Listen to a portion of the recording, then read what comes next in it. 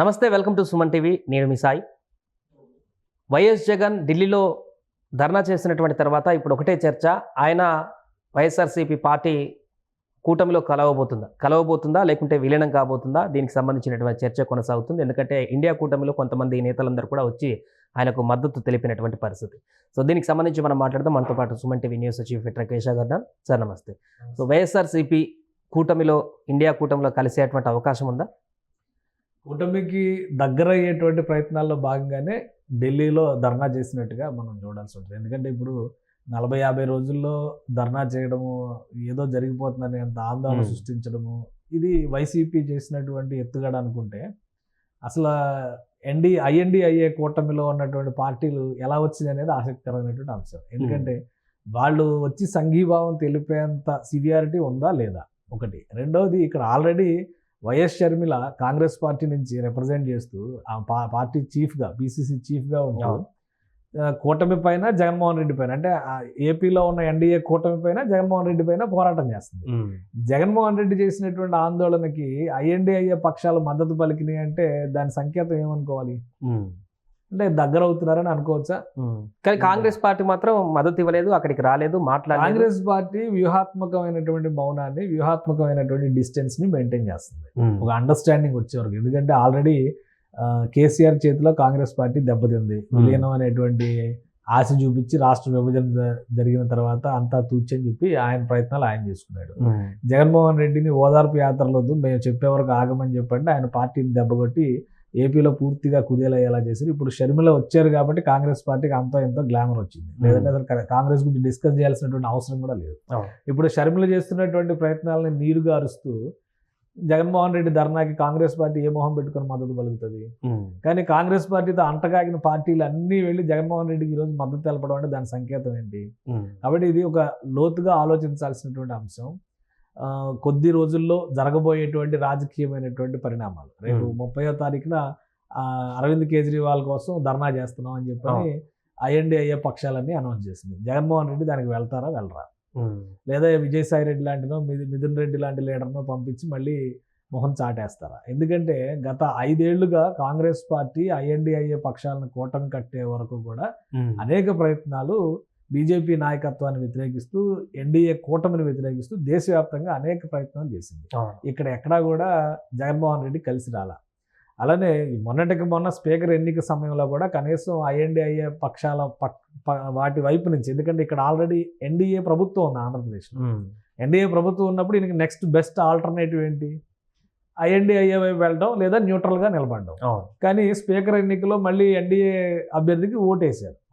ఎవరు అడిగితే ఓటేశారు? మేము అడగలేదని వాళ్ళు అంటున్నారు, వాళ్ళు అడిగితే మేము వేసామని వీళ్ళు చెప్తున్నారు. కాబట్టి అవకాశం వస్తే మళ్ళీ బీజేపీ సంకనెక్కడానికి జగన్మోహన్ రెడ్డి రెడీగా ఉన్నారన్న విషయం ఐఎన్డీఐఏ పక్షాలకు తెలియదా? తెలియకుండానే వీళ్ళందరూ అక్కడికి వెళ్ళి సంఘీభావం తెలిపారంటే ఇది ఒక రాజకీయ ఎత్తుగడగానే మనం చూడాలి.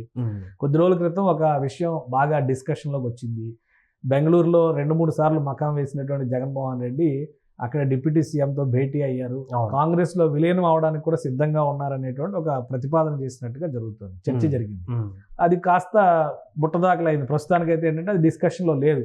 కానీ ఇప్పుడు జరుగుతున్నటువంటి చర్చల నేపథ్యంలో కాంగ్రెస్ పార్టీ మరొకసారి మిత్రపక్షంగా జగన్మోహన్ రెడ్డిని చేరదీస్తే షర్మిలకు వెన్నుపోటు పడిచినట్టుగా. కాబట్టి ఆ పని ఆమె పార్టీలో ఉంటుందా లేదా అనేది కూడా ఇంకొక ప్రశ్న. విలీనం కానీ కూటమితో అటువంటి జరిగితే అదొక మళ్ళీ చర్చ కింద మారేటువంటి అవకాశం ఉంటుంది. అలానే ఇప్పటి వరకు రాక్షసులు, భూతాలు అని చెప్పని విశ్లేషించి సోనియా గాంధీని ఒకవైపు, రాహుల్ గాంధీని ఒకవైపు విమర్శించినటువంటి జగన్మోహన్ రెడ్డి వెళ్ళి కూర్చోవచ్చు. ఎందుకంటే రాజకీయాల్లో ఇవన్నీ సహజం. లాస్ట్ టైం మనం చూసాం మోడీ వర్సెస్ చంద్రబాబు ఎలా నడిచింది, ఈసారి ఎలక్షన్స్ లో వాళ్ళంతా ఎలా ప్యాచప్ అయిపోయారు అనేది మనం చూసాం. కానీ జగన్మోహన్ రెడ్డి వీటన్నిటికీ అతీతంగా వ్యవహరించారు. గత 12-13 ఏళ్లుగా చూస్తే కనుక మనం రాజకీయాల్ని, ఆయన పూర్తిగా డిటాచ్డ్గా ఉన్నారు, ఎవరితో సంబంధం లేని వ్యక్తిగా ఉన్నాడు. అట్ ద సేమ్ టైం మిగతా రాజకీయ పక్షాలన్నీ కూడా ఆయన్ని ఒక అస్పృశ్యుడిగా చూసినట్టుగా మనం చూడాలి. ఎందుకంటే అవినీతి ఆరోపణలు కావచ్చు, రాజకీయంగా ఆయన అనుసరించినటువంటి పాలనలో ఆయన అనుసరించినటువంటి విధానాలు కావచ్చు, ఇవి దేశవ్యాప్తంగా విమర్శలకు దారితీసినటువంటి పరిస్థితి. ఇంకా చెప్పాలంటే ఇప్పుడు అసలు 40 రోజులకి ఈయన ధర్నా చేసినందుకు ఎన్డీఏ కూటమి కూడా ఢిల్లీలో ధర్నా పెట్టాలి. 5 ఏళ్లలో ఏం జరిగింది అనేది కూడా నేషనల్ మీడియాకి, నేషనల్ లీడర్షిప్ కి, నేషనల్ పార్టీలకి తెలియాలి కదా. ఇంకొకటి ఏంటంటే ఎలా అరెస్ట్ చేశారు, పవన్ కళ్యాణ్ రోడ్డు పైన ఎందుకు పడుకోవాల్సి వచ్చింది, అసెంబ్లీలో మీరు ఎంతమంది పైన కేసులు పెట్టారంటే 80-90% మంది చేతులు ఎత్తారు ప్రజాప్రతినిధులు అందరూ. అంటే ప్రతి ఒక్కరిపైన కేసులు పెట్టిన ఆ ప్రతీకారానికి దీనికే కదా ప్రజలు ఓటేసినట్టుగా మనం పరిగణించాల్సి ఉంటుంది. ఇంకా హత్యల విషయంలో వాళ్ళు ఒక లిస్ట్ రిలీజ్ చేశారు, వీళ్ళకంటే ఎక్కువ లిస్ట్ ఉంది అక్కడ. ఒక డాక్టర్ సుధాకర్ అనేటువంటి వ్యక్తి కానీ, అబ్దుల్ సలాం అనేటువంటి కుటుంబం రైలు పట్టాలపైన పడుకుని చనిపోయినటువంటి విధానం, ఇవన్నీ అసెంబ్లీలో డిస్కస్ చేశారు కదా. ఇవి మరి జాతీయ మీడియాకు కూడా తెలియాలి కదా వీటన్నిటిని కూడా. కాబట్టి అసలు నన్ను అడిగితే ఎన్డీఏ కూటమి కూడా అక్కడ ఒక డెమాన్స్ట్రేషన్ చేయాలి. అప్పుడు ఆంధ్రప్రదేశ్లో ఏం జరుగుతుంది, గతంలో ఏం జరిగింది, వీటన్నిటిపైన కూడా ఒక డిస్కషన్ జరగడం అవసరం. 5 ఏళ్లలో ఆంధ్రప్రదేశ్కి లాభం జరిగిందా, నష్టం జరిగిందా, ఎందుకు బడ్జెట్లో 5 సంవత్సరాల్లో ఒక్కసారి కూడా పేరు లేకుండా ఈసారి బడ్జెట్లో ఆంధ్రప్రదేశ్కు ప్రత్యేకమైన కేటాయింపులు ఇవ్వాల్సినటువంటి పరిస్థితి వచ్చింది. రాష్ట్ర విభజన నేపథ్యంలో 10 ఏళ్లుగా కేంద్రం కనీసం కన్నెత్తి కూడా చూడనటువంటి పరిస్థితి ఏపీ పైన అప్పుడు ఎందుకు ఉంది, ఇప్పుడు ఎందుకు మారింది? ఓవరాల్గా ఎన్డీఏ పక్షాలకు సంబంధించినటువంటి బలాల విషయంలో చంద్రబాబు నాయుడు మద్దతు కానీ, నితీష్ కుమార్ మద్దతు కానీ ఉంది అనేది ఒక వాస్తవం. అట్ ద సేమ్ టైం రాజకీయాలకు అతీతంగా పాలన కానీ, అభివృద్ధి కానీ, విధానాల అమలు కానీ జరగాలి కదా. ఆ సందర్భాలు అన్నింటిలోనూ ఏపీకి పూర్తి వివక్ష ఎదురైంది. గత 5 ఏళ్లలో చూస్తే కనీసం వీళ్ళు ఏం అడిగారో తెలియదు, వాళ్ళు ఏమి ఇచ్చారో తెలియదు. సో ఇవన్నీ కూడా జాతీయ స్థాయిలో చర్చ జరగాల్సినటువంటి అంశాలు. ఇప్పుడు ఉన్నటువంటి పరిస్థితిలో జగన్మోహన్ రెడ్డికి ప్రత్యామ్నాయం లేదు. ఇక్కడ 3 పార్టీల కూటమి బలోపేతం అవుతున్న కొద్దీ అక్కడ ఇబ్బందికరమైనటువంటి పరిస్థితులు ఎదుర్కోక తప్పని పరిస్థితి. ఒకవేళ ఐఎన్డీఐఏకి కనుక జగన్మోహన్ రెడ్డి చేరువగా వెళితే ఆయన కష్టాలు ఇంకా పెరుగుతాయి కానీ తగ్గవు. అదే గత 5 సంవత్సరాల్లో బీజేపీతో అంటగాగి ఉన్నారు కాబట్టి జగన్ మీద కేసులు కానీ, వైఎస్ వివేక కేసు కానీ ఇలాంటివన్నీ కూడా స్తబ్దుగా ఉన్నాయి. మెడ వరకు వచ్చి ఉచ్చు బిగిసే సమయంలో రిలీజ్ అయినటువంటి సందర్భం చాలా. ఈ సమయంలో కూటమితో జత కడితే ఇవన్నీ స్పీడప్ అయ్యేటువంటి అవకాశం ఖచ్చితంగా. ఇప్పుడు ఆల్రెడీ ఆంధ్రప్రదేశ్ లో ఉన్నటువంటి ప్రభుత్వం అసెంబ్లీలో అనౌన్స్ చేసింది, వివేక హూ కిల్డ్ బాబాయ్, మేము ఆన్సర్ ఇస్తాం అతి త్వరలో అని చెప్పారు సీఎం చంద్రబాబు నాయుడు. అక్కడి నుంచి మొదలు పెడితే అక్రమాస్తుల కేసుల దాకా ప్రతిదీ కూడా స్పీడప్ అయ్యేటువంటి అవకాశాలు ఉన్నాయి. ఈ పరిస్థితుల్లో జగన్మోహన్ రెడ్డి ఏదో మాట వరుసకి మద్దతు కూడగట్టుకునే ప్రయత్నం చేసి ఉండొచ్చు కానీ ఆయనంతటా ఆయన కూటమిలోకి వెళ్తే కనుక అది ఆయనకు ఆత్మహత్య సదృశ్యం. కాబట్టి ఆ ప్రయత్నం చేయలేరు.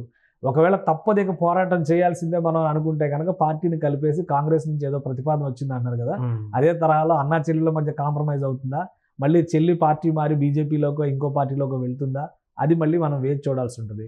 ఒకవేళ కాంగ్రెస్ తో కలిసి మళ్ళీ జగన్మోహన్ రెడ్డి జర్నీ ప్రారంభిస్తే ప్రజల రియాక్షన్ ఎలా ఉంటుంది?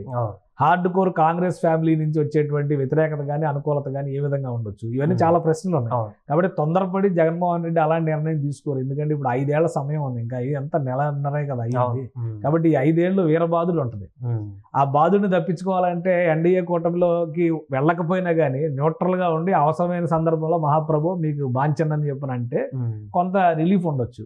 అలా కాకుండా తాడోపేడ తేల్చుకుందాం అనేటువంటి తీరులో సింహం సింగిల్ ఇవన్నీ చెప్పేవాళ్ళు కదా డైలాగ్స్. అదే తరహాలో మేము వెళ్ళి నిటారుగా అక్కడి నుంచి రాజకీయాలు చేస్తా ఉంటే కనుక ఖచ్చితంగా ప్రతికూల పరిస్థితులను ఎదుర్కోవాల్సిన పరిస్థితి జగన్మోహన్ రెడ్డికి దాపురిస్తుంది. కాబట్టి ఏ కూటమిలోకి వెళ్ళడు. గత్యంతరం లేని పరిస్థితులు ఎదురైతే కనుక ఖచ్చితంగా పార్టీ విలీనం దిశగా అడుగులు వేయడానికి అవకాశం ఉంటుంది. Right sir. అది ప్రస్తుతం ఆంధ్రప్రదేశ్లో వైఎస్ఆర్సీపీ పార్టీ కూటమిలో జతకడుతుంది అనేటువంటి అంశానికి సంబంధించినటువంటి వివరాలు. ఒకటి కాంగ్రెస్లో విలీనం అవ్వడం లేదా కూటమితో జత కట్టేటువంటి అంశం తర్వాత ఏపీలో నెలకొనేటువంటి రాజకీయ పరిస్థితులపైన అంచనా వేసేటువంటి దిశగా వైఎస్ జగన్ దీనికి సంబంధించి పూర్తిగా ప్రణాళికలు వేస్తున్నట్టుగా కనబడుతుంది.